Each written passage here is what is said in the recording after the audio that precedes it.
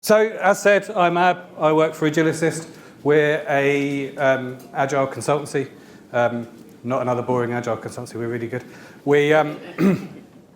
So we specialise kind of in gambling and gaming companies. So think Ladbrokes, think Coral, Gala Bingo, Foxy, those guys. So we have a bit of heritage. So that's me. Dan is head of leadership and kind of team development at Agilicist. And we're both lucky enough to also work for Serve On, which is an organisation that actually goes out and helps rescue people from broken buildings in earthquakes. They help rescue people from floods, hurricanes. Both Dan and I have been out a few times in the last couple of years. So what we're going to talk about is a little bit about Agile, but I guess that most of the people in this room know a lot about Agile, so what I'm not going to do is talk to you about the fundamentals of Agile.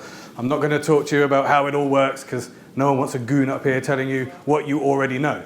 So, I assume also that you've been to the Agile Roundabout for a while, and you're all experts in this. But I guarantee you would have all heard that. We're Agile because we do stand-ups, or we're Agile because we use story points. So, although everyone heard that? So, what we are going to talk about is the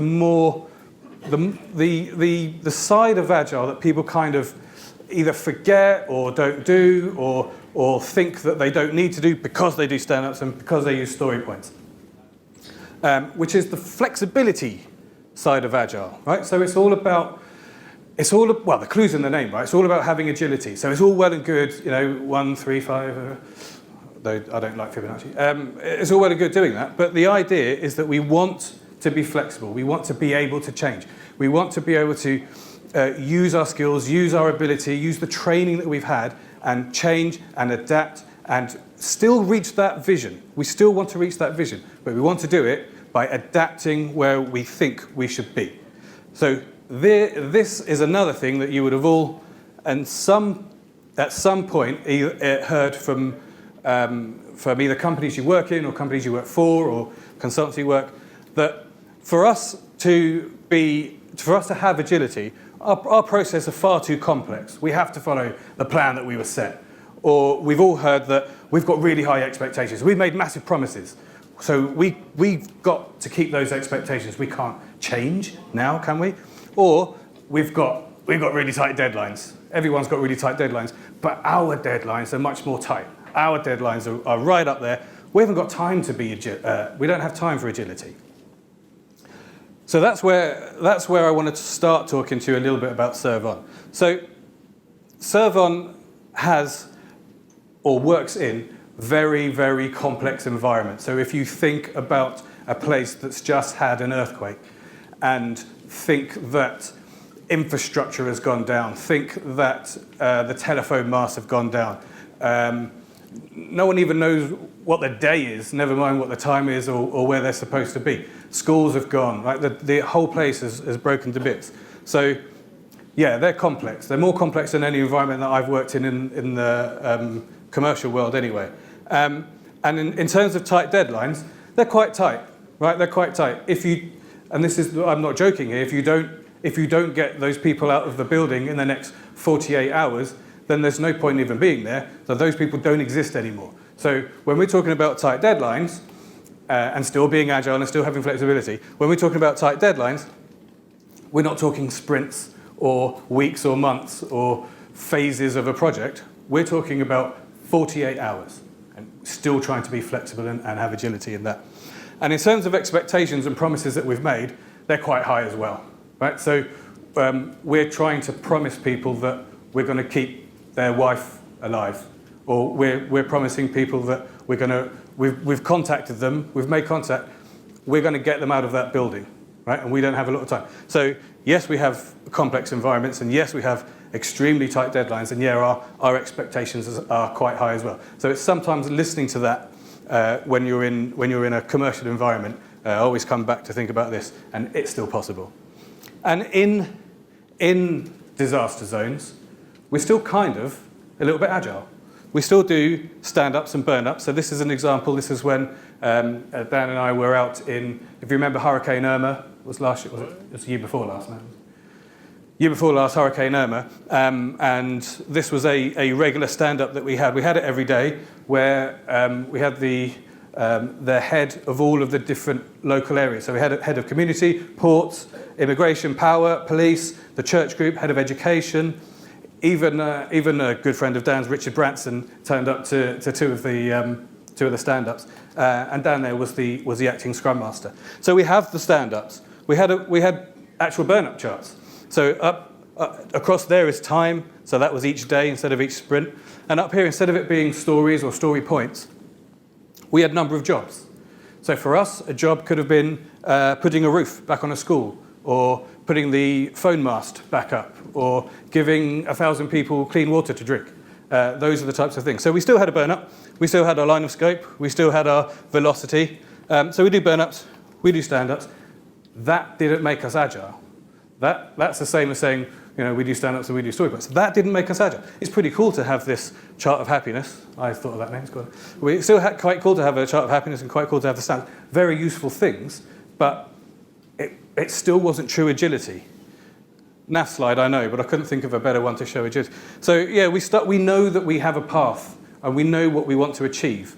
And at work and in our corporate environments, we have that vision. We've got features and all that stuff, and we know what we want to achieve. And then we set on a path to go there.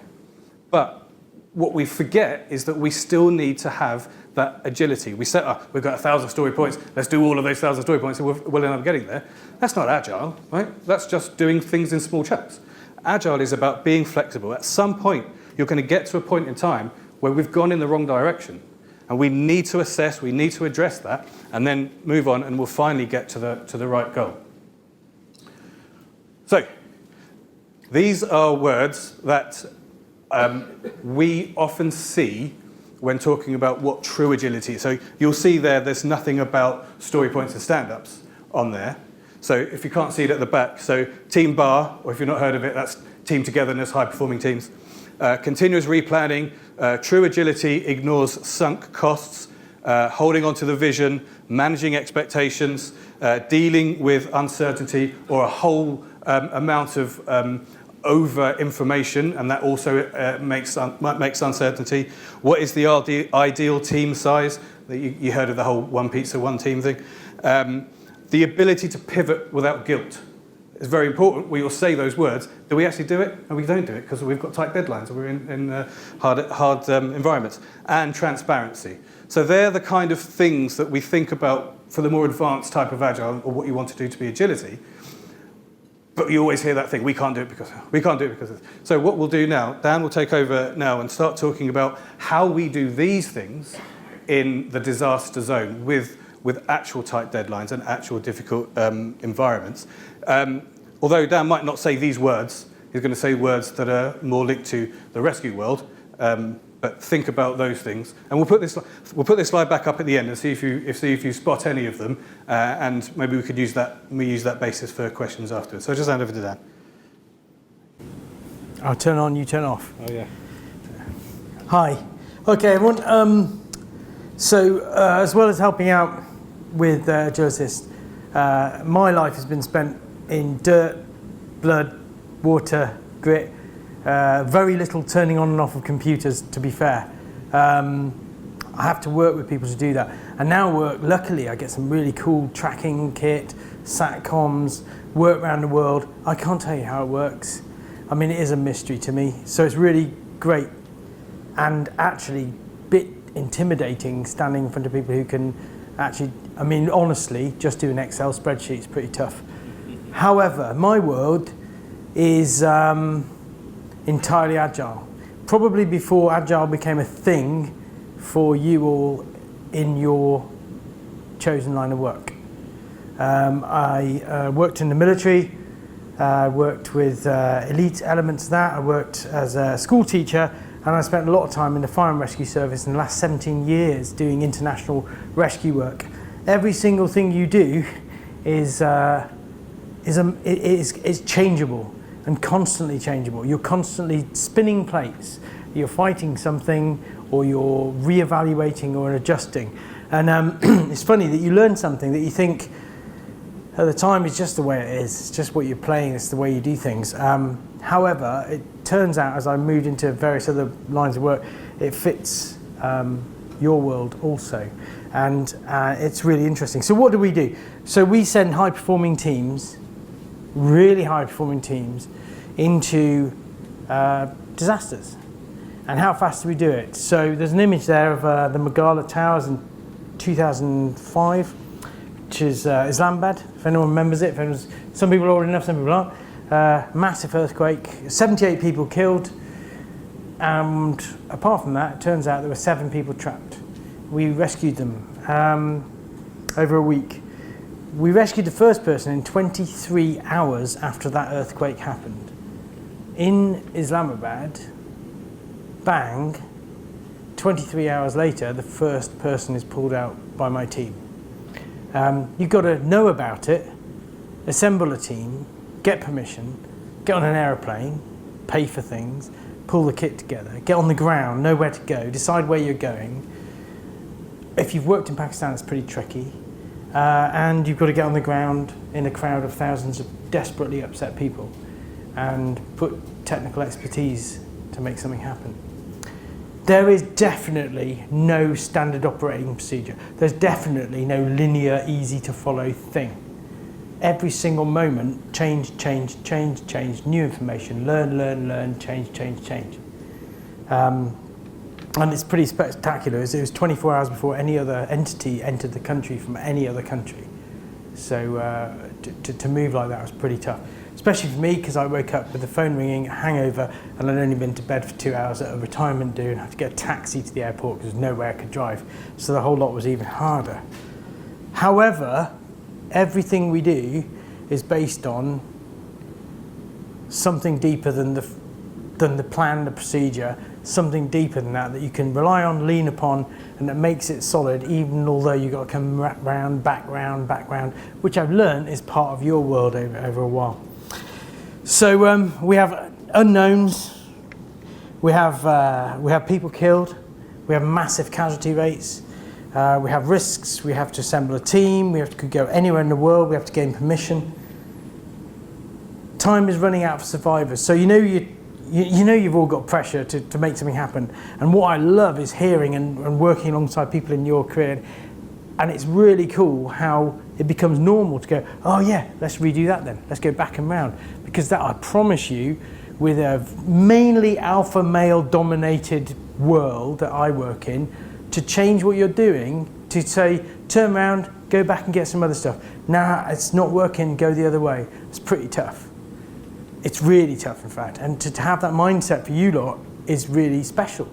And what you need to know as well is that actually what you do as a mindset actually ends up saving lives, because it came back into my world and helped us train people, approach how we do operations and make a difference. So, bit of complication. Get a team together, go anywhere in the world, gain permission, go now because people are dying by the minute or second.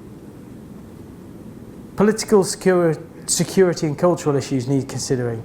There is no safety net. There's no rescue for the rescuers. You know, you can't get more or ring 999 when you go to the places we go.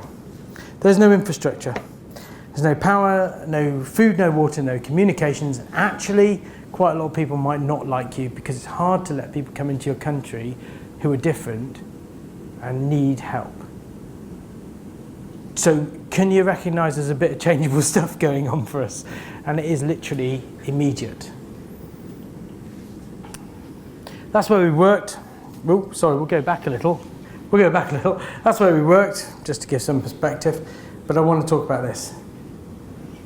Okay. What we want to do is we want to look at a problem. We don't just jump about helping people. Look at that, this is bad, save them, But you're in the middle of a massive pull to save lives. You're in the middle of huge amounts of tragedy and trauma.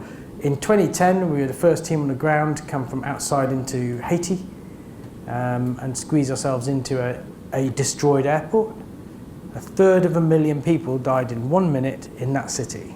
And they were basically lying in the streets because there is no infrastructure left. That's the reality of what we're facing. It's pretty tough. And there is a curve of need. So imagine the more you know, the more jobs go up. You saw Abbas' curve of happiness in the BVI, which we set up with entirely volunteers. Oh, there's 100 houses. No, it's 500. There's no power to the island. There's no clean water. There's no doctors. There's no medics. There's no power. There's no communication. There's no sanitation. It's pretty tough. And actually, what you want to do is kind of go, oh, can we bring that back down? Can we pretend that's not real? Can we just do what's easy? And that's how people die, or more people die than what you're first facing. So what you do, and what we do, is we celebrate gaining that horrendous task. You take it on the chin, on the shoulders, whatever you want to call it, and go, wow, it just got even harder. Awesome. Oh, and all our kit got stolen. Amazing. And no, for real, that's how we deal with it. That is, today, we are going to remember today because it just got a little bit more complicated, a little bit tougher, and it's some high-level risk. In fact, there really is high-level risk for us. Many of the team shot at, machetes to your throat in Haiti, all sorts of other places in the world. I don't really want to rattle on about it, but actually those days when you are going to save lives and they're pretty tough to take on board. It's very easy to walk away, step away and go, let's pretend the problem's this big. But if it's this big, let's get it. Let's get hold of it and see what's there. And that kind of is the same as a project. We're going to see that, and it might be 1,000 jobs instead of 100, but at least we know. And then what we do is we track and we work toward it. And it's pretty tough. We try really, really hard to deal with what's real by finding it out, and not deal with media to try and present something, not try and make it a story for the world. We try and say, what is this thing here, and let's try and make a difference to it. It's pretty tough, actually. It's pretty tough. If you look at social media, if you look at any lines of communications, we're normally blasting a bit of satellite phone and trying to get help for the world. And you also have to consider, how do we get help? How do we trigger the fact that 7,000 people are going to run out of water in 12 hours' time, and there is none, and there is no solution, and you're surrounded by sea on a little island, in fact, and no one's coming. So you still have to understand that world of social media and representing things, but you also have to remember that we aren't there to do hero adventure games. It's really important. The ground truth is what we're seeking. What is happening? If we can look at it, we can sort it out. If we're looking for it, we're not really sorting it out. Oh, sorry everyone. Right. So, there's a lot of expectation. First of all, we can't get killed and we have to all come home.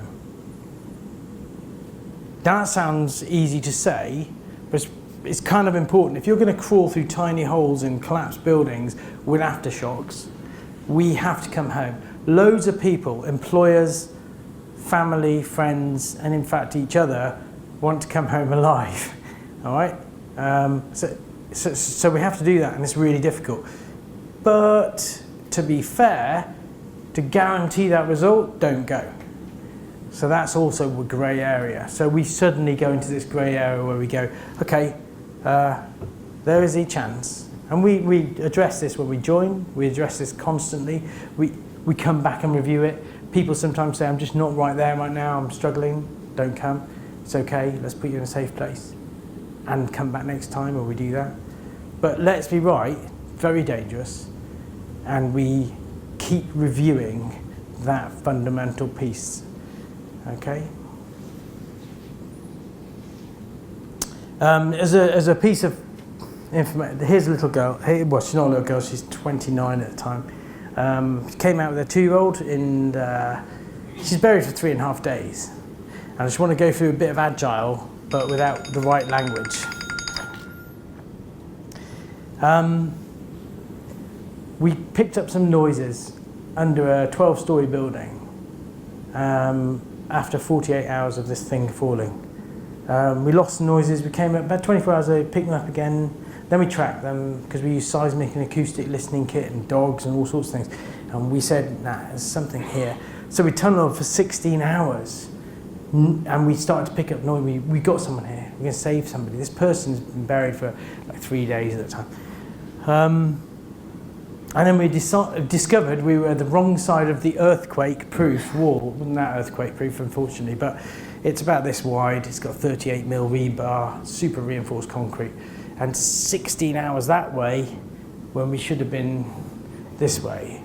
And it's pretty tough. I mean, the beauty of our team is it's like, oh yeah, we're not going to get through that. It's this wide. We looked at it in the other building. Here are the plans. Go back, start again. And honestly, straight away, people go, no worries, and the tools are going in on the left-hand side. And actually, it was another 10 hours instead of 16 because they'd learned to do it this side. I think there's a thing there that fits.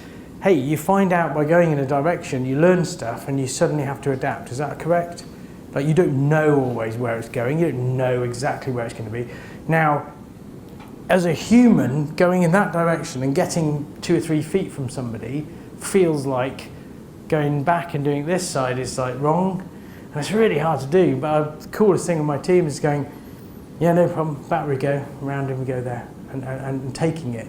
And because our biggest thing, and we learn and we train it, is the business of what your mind tells you can't do, and what the situation environment makes you frustrated with, and actually that's slowing you down. It's like accept, change. Okay. And I think that's hopefully relevant to your work.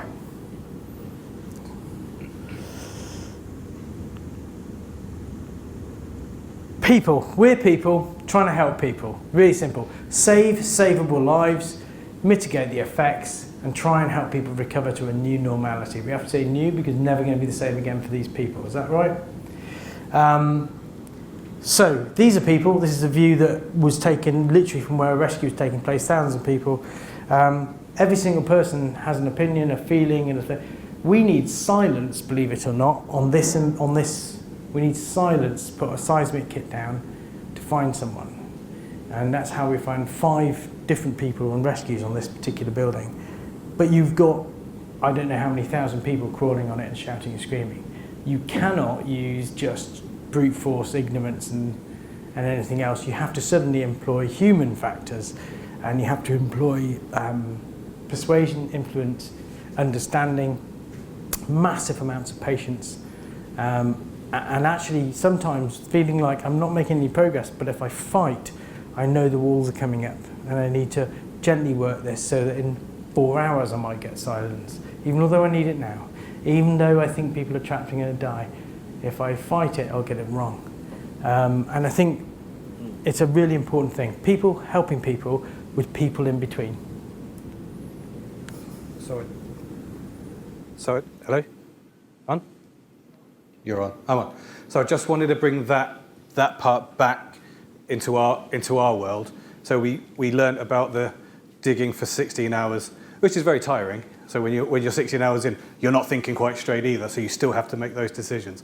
And that's the pivot without mercy or pivot without guilt. So just to make that decision, you just got to do it. You've got to come back and go around. So that's just bringing that back into what that means for us. But also here, where were we?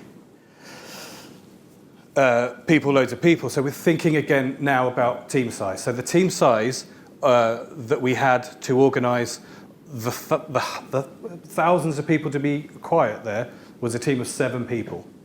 So you'll hear people in our world say, you know what, let's just add more people to it. When you have team bar and a high performing team, once you get higher than 7 people, maybe 9 people I think is about max. Once you hit more than that, then you're starting to lose the functionality of the team. And 7 people made all of those people quiet. And what the other bit of that is the cross-functional team. So all those 7 people aren't experts in crowd silencing. Those 7 people are experts in getting into broken building. Those people are experts in breaching and keeping buildings up that are half collapsed. So think about team size, pivoting, and cross-functioning teams. Okay, so that was those ones. So that's all the people bit. There's another wee bit. So we went to. Don't need to get a picture for this. Do you know 2015 Nepal earthquake? Anyone watch television, see the news? So, yeah. So first team on the ground that wasn't regional. So India and China, they put assets in. The first team on the ground from outside their apartments was our little team. We know the place. We work there like in many places, small and agile physically. We're small enough to get in 2 vehicles. We don't have so much equipment that you can't get it on or off an aeroplane. And be stopped just right there because its boxes are too heavy. So we get on the ground, we did the hospitals, the hotels.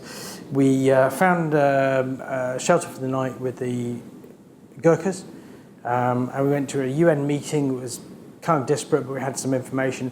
I went off to Sindapore and cleared the area, did a needs assessment, brought in a field hospital, an IHP, which saved a lot of lives. It was the area of most casualties, and it brought in the assets. When we arrived, there was no communications, no helicopters, no water, food, the rest of it. And we went into this remote place, and it was pretty tough, and there were some unhappy people. We were the first in there. When we came back, we left equipment, trained people with our technical search equipment. We flew our drone to assess buildings that were potentially going to come down high-rise in the city. And then we flew home when there were no more taskings, all in about 6 days, actually, from the first arrival. We were right at the start. Put your hands up if you think you know how much that costs to assess buildings, go into the mountains, fly the teams, move the equipment, educate. Go on, put your hands up, make a wild stab, be brave. Come on, be agile. Go. I'm going to start by making it happen by saying a number. Yes, mate? 2 million? £2 million outstanding. Anything higher, anything lower? Higher, sorry. Okay, nice, I love it. Let's push it, let's see where it goes. £8,500. UK PLC, who weren't paying for it, millions of pounds, unfortunately, and it wasn't not their fault because we know them, couldn't get the helicopters in, couldn't get the people in, and it was really hard to have an effect. Big, slow, not quite so agile. And that's not wrong, they also need to do what they do. £8,500, but a team of incredible people in to smash out all this work and come home again. Now, that's not typical, it can cost a lot more, but it's never touched more than £50,000, and we have saved lives that have not been supposed to be saved. We've found people that wouldn't be found. We've provided information that's put on the ground life-saving kit for very little. And it's because when we land, we're free, we think, we look, we change, the messages change, and we're allowed to all have a voice, we're allowed to re-communicate. We have that, the stand-up piece, we have what we call a battle rhythm, but we call a cadence. And it's constantly re-communicating, re-reviewing, re-allowing everyone to have a difference. Now, we have to do that. We have to do that because we might die, people might die, and somebody's going to die if we don't. Now, if we can do that, I expect that means that sometimes it frees the way for you all to do what you do as well. Is that fair? Yeah. I hope so, because I've learnt a lot from it, and what I know is that it is still techie. So at the same time as all of the emotive bits, which are really horrible, I'll put my hand up and say I have given the bad news to more mums, dads, wives, husbands, grandparents, sons, daughters, sisters, and brothers and cousins, genuinely, in just one day in Haiti. I ticked the whole box, unfortunately. We don't want this to happen. It's pretty unpleasant. But it's not only emotive. We have to be systematic. We have to get building plans. We have to use technical equipment. We have to communicate. We have to draw up things. We have to pass that into other entities that don't speak the same language, not only verbal language, but maybe tech language. This is fairly difficult to do, but it saves lives. And so we don't know always what we're going to encounter, but we know that we'll push it. And the reason we train for it, and we train that we're free as a team. We're free to express. We aim to succeed. We don't hold ourselves back through procedure too much. And you might imagine, yes, a bunch of people who are ex-special forces, of people who are, paramedics, firefighters, police, hairdressers. Yes, and all of those people come together. Actually, all they're interested in outcome. Not self, no status, there aren't any medals. And we have those people, and what we do is we try and achieve the outcome, which is understand others, understand how to link it, understand what somebody else needs and how to adapt ourselves to make it happen. Because it's saving lives, people die if we don't.